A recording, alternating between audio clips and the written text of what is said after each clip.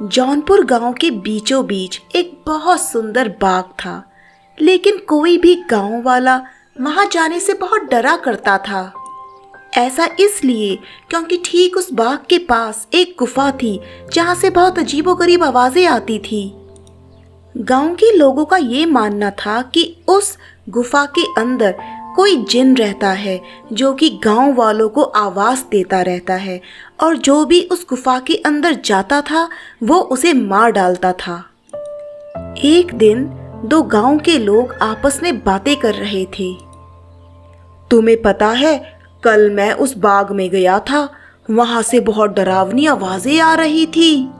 अरे क्या भाई, तुम आखिर वहां क्या काम करने गए थे? क्या तुम्हें नहीं पता वहां पर एक गुफा है और उसमें एक जिन रहता है? आगे से कभी उस बाग में मत जाना। और ऐसे ही बात करते करते वो काम करने खेतों में चले जाते हैं। और एक दिन ऐसे ही कालू राम भीम से बातें कर रहा होता है। आखिर ऐसा क्या है उस गुफा में कि सब लोग इतना डरते हैं?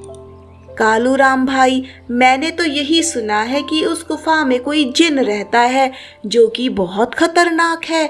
जो भी उस गुफा में जाता है वो उसे मार डालता है।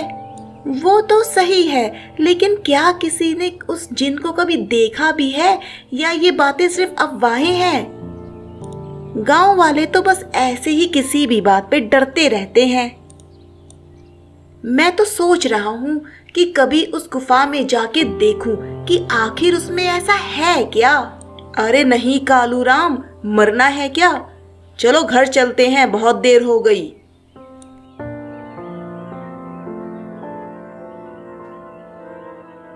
अगले दिन पूरे गांव में सन्नाटा था और कालू राम के घर के बाहर उसकी लाश पड़ी हुई थी और उसके परिवार के सब लोग रो रहे थे।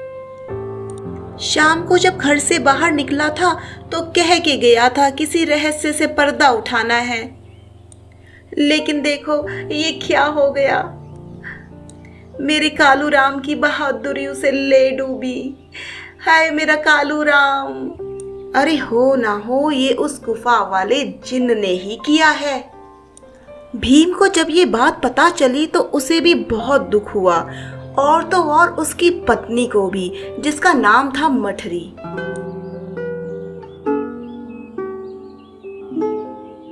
और एक दिन मठरी भीम से कहती है, देखो ना भीम, कितने दिन हो गए मैं उस बाग में घूमने नहीं गई। उस बाग में कितने फूल हैं, मुझे बहुत दिल कर रहा है मैं उस बाग में जाके फूलों को देख कर आऊं। नहीं मठरी, तुम ऐसा नहीं कर सकती। तुम्हें तो पता ही है ना, वहाँ पास में वो गुफा है जिसमें से अजीबोगरीब आवाज़ें आती हैं, और वहाँ एक जिन है।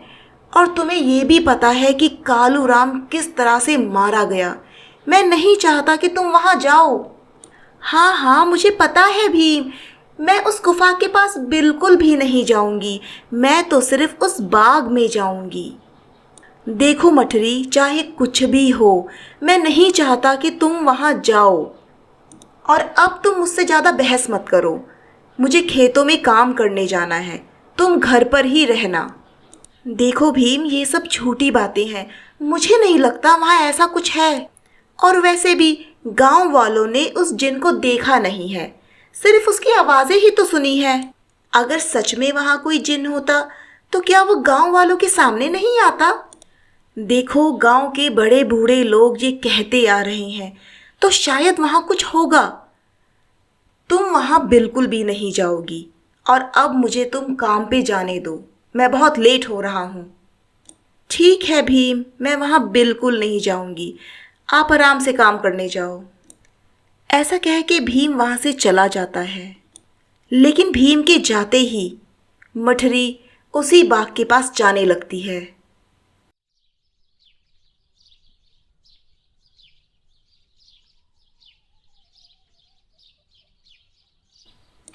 लेकिन तभी एक गांव का आदमी उन्हें देख लेता है। अरे मठरी, तुम ये बाग की तरफ कहाँ जा रही हो? क्या तुम्हें नहीं पता उधर एक गुफा है और उसमें एक जिन रहता है। जो भी वहां जाता है वो उसे मार डालता है। अरे मुखिया जी, मैं तो बस बागों से थोड़े फूल लेने जा रही हूँ। मैं वहाँ गुफा तक थोड़ी ना जाऊंगी। आप मेरी चिंता मत करो, मुझे तो खुद बहुत डर लगता है उस गुफा से। चलो ठीक है मठरी, लेकिन शाम से पहले घर आ जाना। चलो ठीक है, फिर मैं चलता हूँ। ऐसा कह के मुखिया वहाँ से चला जाता है। थोड़ी दूर चलने के बाद मठरी को दो चोर दिखते हैं जो आपस में बात कर रहे होते हैं। अरे भाई, क्या हम ये सही कर रहे हैं क्या? गांव वाले तो कहते हैं इस गुफा के अंदर एक जिन रहता है जो लोगों को आवाज़ें देता है। मुझे तो नहीं लगता ऐसा कुछ है। मुझे तो ऐसा लगता है कि ये गुफा गांव के सरपंच की है और उसने इसके अंदर बहुत सारा खजाना रखा हुआ है। सब गांव वालों को डराने का बहाना है। ऐसा करते हैं, आज चलकर देख ही लेते हैं। इसके बाद वो दोनों गुफा की ओर जाने लगते हैं और मठरी भी उनके पीछे पीछे चल देती है।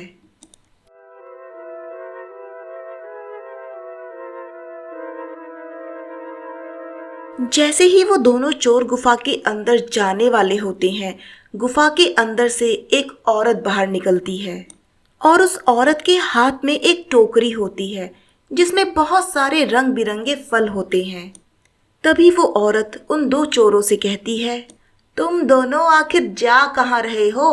क्या तुम्हें पता नहीं इस गुफा के अंदर जिन रहता है, वो तुम्हें मार डालेगा। चले जाओ यहाँ से, चले जाओ। और तभी वहां से जिन की आवाज आती है, कौन है वहां? क्या कोई मुझे सुन पा रहा है? अंदर आओ, निकालो मुझे यहाँ से। जिन की ऐसी डरावनी आवाज सुनकर वो दोनों डर जाते हैं। अरे भैया, भागो, इस गुफा के अंदर तो सच में ही कोई जिन है। फटाफट भागो यहाँ से। और वो दोनों वहां से भाग जाते हैं। मैंने तो पहले ही कहा था यहाँ पे जिन है, वो तुम्हें जिंदा नहीं छोड़ेगा। लेकिन ये सब मठरी देख रही थी। लेकिन तभी वो औरत मठरी के सामने आ जाती है और वो देखने में बहुत ही भयानक थी। कहाँ जा रही हो तुम? मठरी डर जाती है। मैं तो बस बाग से थोड़े फूल ही तोड़ने आई थी, लेकिन आप कौन हो? देखो, मैं यहीं रहती हूँ, ये बाग ही मेरा घर है। तुम यहाँ से चली जाओ, वरना वो जिन तुम्हें मार डालेगा। क्या सच में उस गुफा के अंदर कोई जिन है क्या? हाँ, और वो बहुत खतरनाक है। क्या तुमने उसकी अभी आवाज़ नहीं सुनी? तुम यहाँ से जल्दी चली जाओ। ऐसा कह के वो औरत वहाँ से चली जाती है। ओहो, अब मैं क्या करूँ? मुझे डर भी लग रहा है, लेकिन मुझे सच भी जानना है।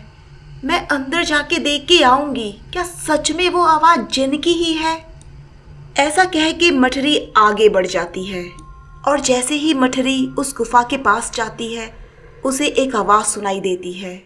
कोई है यहाँ? मुझे इस गुफा से बाहर निकालो। मैं इस गुफा में बरसों से कैद हूँ। मठरी बहुत हैरान हो जाती है। तुम कौन हो और तुम ये मुझे आवाज़ क्यों लगा रहे हो? क्या तुम वही जिन हो जिसके बारे में गांव वाले बातें करते हैं? क्या सच में तुम यहाँ गुफा में हो? हाँ, मैं जिन हूँ। मैं कई सालों से इस गुफा में कैद हूँ। मेरी सहायता करो, मेरी बात मानो। मैं तुम्हें कोई नुकसान नहीं पहुंचाऊंगा। तुम मुझे इस गुफा से आज़ाद कर सकती हो। अगर तुम मुझे इस गुफा से आज़ाद कर दोगी तो मैं यहाँ से हमेशा हमेशा के लिए चला जाऊंगा। मेरी सहायता करो। क्या तुम सच में यहाँ से हमेशा के लिए चले जाओगे? मैं तुम्हारी सहायता ज़रूर करूँगी। तुम बस मुझे ये बताओ, मुझे क्या करना होगा? और तभी गुफा का दरवाज़ा खुल जाता है और मठरी उसके अंदर चली जाती है। और जैसे ही वो अंदर जाती है, उसे एक बहुत बड़ी डरावनी सी परछाई नजर आती है। मैं कई सालों से इस गुफा के अंदर कैद हूँ। जब भी कोई गांव वाला इस गुफा के बाहर आता है, मैं उसे जोर जोर से आवाजें लगाता हूँ, लेकिन सब डर के भाग जाते हैं। कोई मेरी मदद नहीं करता। लेकिन तुम बहुत बहादुर हो जो इस गुफा में अकेली चली आई हो। क्या तुम जिन हो?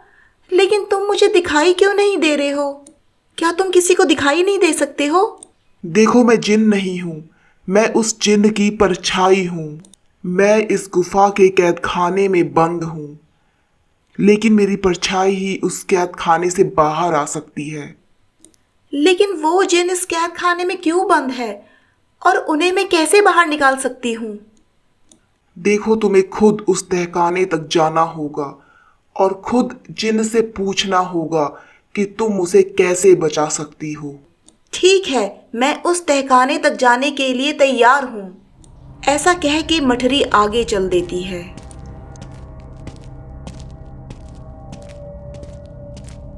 चलते चलते वो एक कमरे में पहुंच जाती है जहां पर आग जल रही होती है। मठरी जिन को आवाज देती है, जिन, मैं यहाँ पहुंच गई हूँ, क्या तुम मुझे सुन पा रहे हो? हाँ, मैं तुम्हें सुन सकता हूँ। मेरा नाम जिनाद है और मैं यहाँ कई सालों से कैद हूँ। मेरे सामने आओ जिन्नात, मैं तुम्हें देखना चाहती हूँ। ऐसा कहते ही वो जिन वहां प्रकट हो जाता है। उस जिन को देखकर मठरी थोड़ा डर जाती है।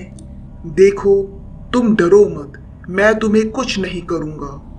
मैं जानता हूँ कि तुम मेरी मदद करने आई हो, लेकिन मेरी मदद करना इतना भी आसान नहीं है। तुम एक बार और सोच सकती हो कि क्या तुम वाकई मेरी मदद करना चाहती हो। लेकिन मैं आपकी मदद कैसे कर सकती हूँ? आप यहाँ कैद कैसे हुए? देखो, बहुत सालों पहले इस गुफा में एक औरत रहती थी। वो बाहर बाग में से फल तोड़ के खाया करती थी।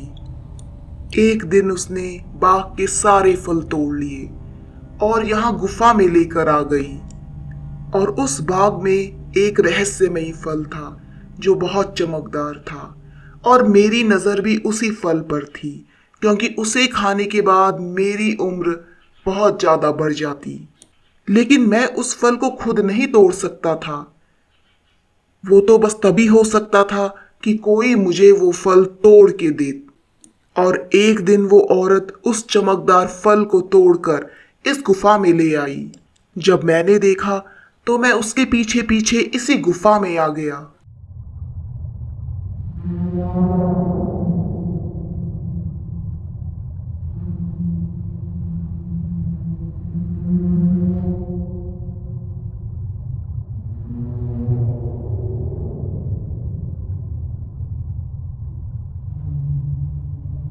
और मैंने उससे कहा, सुनो औरत, तुम जो बाग से सबसे चमकदार फल तोड़ के आई हो वो तुम मुझे दे दो, और इसके बदले में तुम जो भी दो इच्छाएं मांगोगी वो पूरी होगी। ठीक है, मैं वो फल तुम्हें दे दूंगी, लेकिन मुझे 2 वरदान चाहिए। पहला ये कि ये बाग हमेशा के लिए मेरा हो जाएगा। दूसरा ये कि तुम इस गुफा में कैद रहोगे, क्योंकि तुम्हारे डर से कोई भी इस बाग में ना आ सके, और मैं हमेशा के लिए इस बाग पे राज करूं। और वो फल मैंने ले लिया। उसे खा के मेरी उम्र 200 साल बढ़ गई, लेकिन उस औरत को दिए हुए वरदान की वजह से मैं यहीं कैद हो गया। तब से ही मैं इस तहखाने में कैद हूँ। क्या इससे पहले आपको किसी ने यहाँ से बाहर निकालने की कोशिश नहीं की? इससे पहले गांव का एक लड़का कालू राम, वो यहाँ आया था। उसने मेरी मदद करने की कोशिश की थी, लेकिन उस बूढ़ी औरत ने उसे मौत के घाट उतार दिया और सारे गांव में बात फैल गई कि मैंने उसको मारा है। अरे नहीं, क्या ऐसा है? कालू राम को उस बूढ़ी औरत ने मारा? मैं आपको यहाँ से आज़ाद ज़रूर करवाऊंगी, लेकिन तुम्हें आज़ाद कराने के लिए मुझे करना क्या होगा? देखो, इस बाग में उस औरत की झोपड़ी है और तुम्हें उसी की झोपड़ी में जाना होगा और वो चमकदार फल मेरे लिए लाना होगा, क्योंकि मेरी मुक्ति का राज उस फल में ही कैद है। लेकिन तुम्हें ये काम बड़ी होशियारी से करना होगा, क्योंकि अगर उस औरत को पता लग गया तो वो तुम्हें जिंदा नहीं छोड़ेगी। ठीक है जिन, मैं तुम्हारे लिए वो चमकदार फल जरूर लेकर आऊंगी। मैं तुम्हारा इंतजार करूंगा। तुम बहुत बहादुर हो। इसके बाद मठरी वहां से बाग में जाती है और उस औरत की झोपड़ी की ओर बढ़ने लगती है।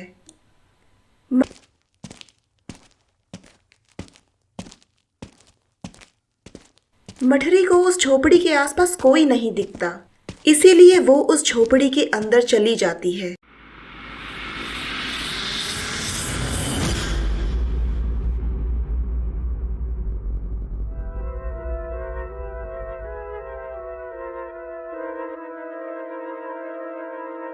अंदर जाके मठरी देखती है कि उस झोपड़ी में तो बहुत सारे फल रखे होते हैं।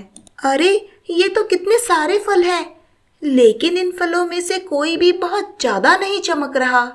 तभी अचानक मठरी देखती है कि वही औरत अपनी झोपड़ी की तरफ आ रही है। उसको आते देख मठरी वहां छुप जाती है। जब वो औरत अपने घर के अंदर आती है, उसके हाथों में एक टोकरी होती है जिसमें बहुत सारे फल होते हैं और वो उस टोकरी को वहीं घर के अंदर रख देती है और पास ही पड़ी चारपाई पर सो जाती है। मठरी फटाफट से बाहर निकलकर उस टोकरी में से सबसे चमकता हुआ फल ढूंढने लगती है और उसे वो मिल भी जाता है। लगता है यही वो चमकदार फल है जिसके बारे में जिन बात कर रहा था। रुको लड़की, तुम मेरा ये जादुई फल लेके कहाँ जा रही हो? मुझे मेरा फल वापस करो, वरना मैं तुम्हें यहाँ से नहीं जाने दूंगी। देखो, मुझे ये फल ले जाने दो, मुझे उस जिन को आजाद करना है ताकि सारे गांव वाले बिना डरे यहाँ आ सके। देखो, मुझे इस फल को लेके जाने दो। तुम मेरी कई सालों की मेहनत पर पानी फेर दोगी। उस जिन के यहाँ से जाते ही गांव वाले मुझे इस जगह से निकाल देंगे। नहीं नहीं, मैं ऐसा नहीं होने दूंगी। मुझे ये चमकदार फल वापस करो। ये सुनकर मठरी उस फल को लेके भागने लगती है और वो औरत भी उसके पीछे पीछे भागने लगती है।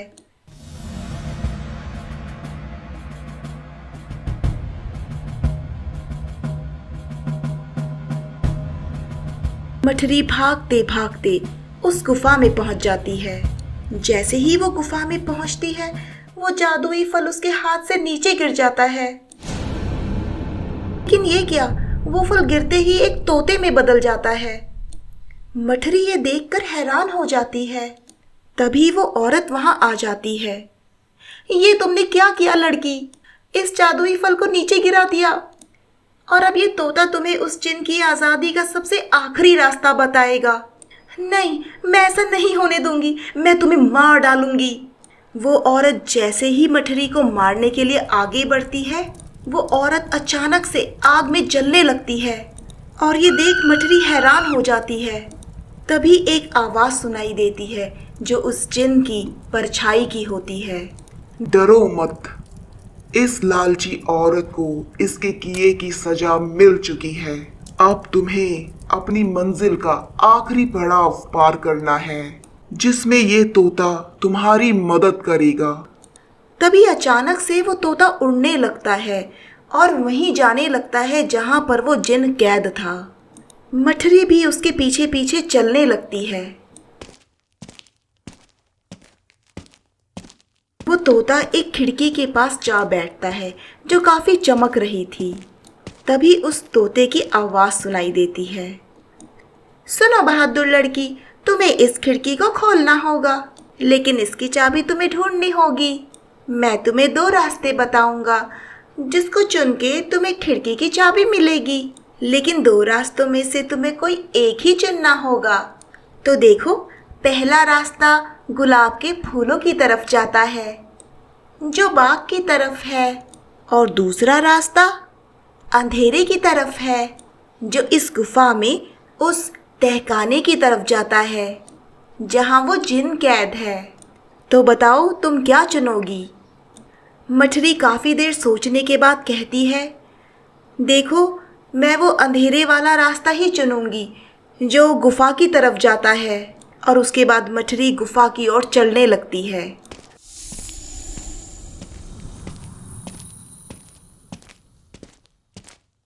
लेकिन तभी उसे एक चमकता हुआ सिक्का दिखता है। अरे, ये सिक्का इतना चमक क्यों रहा है और आखिर ये इस गुफा में क्या कर रहा है? और जैसे ही उस सिक्के को मठरी हाथ में उठाती है, पूरी गुफा में रोशनी हो जाती है। और तभी वो सिक्का अचानक से उड़ने लगता है। मठरी उस उड़ते हुए सिक्के के पीछे पीछे चलने लगती है।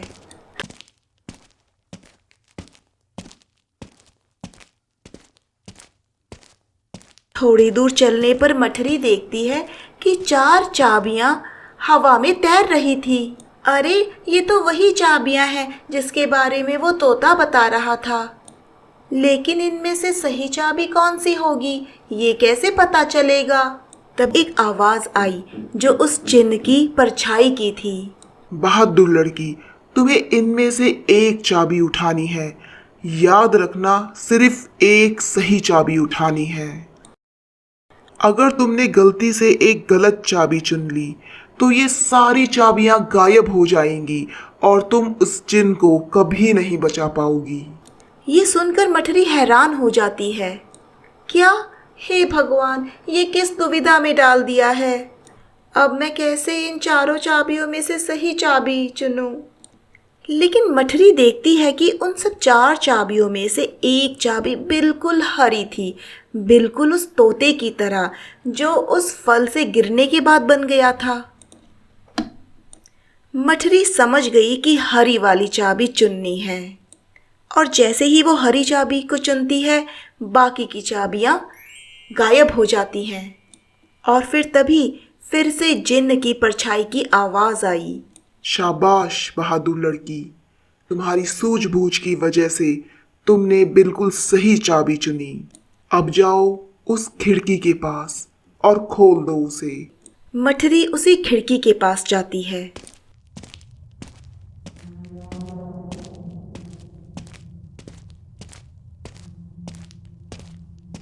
और देखती है कि अभी भी वो तोता उस खिड़की के पास बैठा था। ये देखो, मैं इस खिड़की की चाबी ले आई हूँ। तुम वाकई बहुत बहादुर हो। अब तुम इस चाबी से इस खिड़की को खोल दो। मठरी जैसे ही उस चाबी को उस खिड़की में लगाती है, वो खिड़की अचानक से खुल जाती है। मठरी देखती है कि उस खिड़की के बाहर बहुत रोशनी थी और चारों तरफ चमकदार फल थे। वो तोता उड़ के उस खिड़की से बाहर चला जाता है।